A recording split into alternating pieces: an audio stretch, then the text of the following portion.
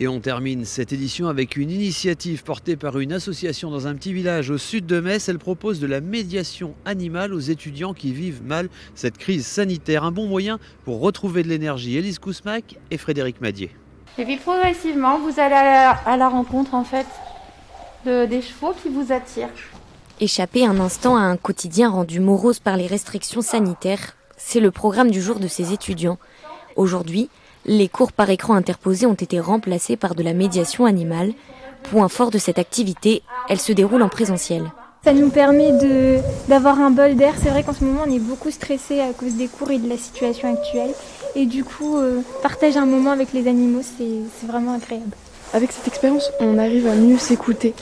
On apprécie les choses de la vie simple qu'on ne prend plus le temps d'apprécier, je trouve, de nos jours, surtout à ma génération. Je pense que si notre professeur ne nous avait pas incité, je pense sincèrement que je ne l'aurais pas appris. Dans cette ferme de Pournoy-la-Grasse, les animaux sont devenus de véritables thérapeutes.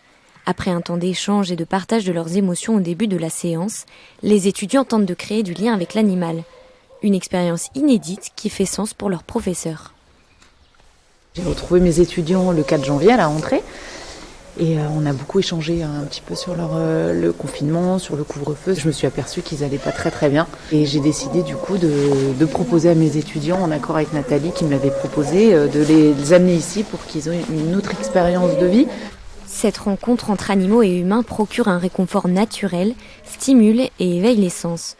Une bouffée d'oxygène et surtout une initiative solidaire proposée bénévolement par l'association Escapade équestre. Le rôle, je crois qu'en fait, c'est déjà de revenir à des points essentiels, c'est que c'est vivant.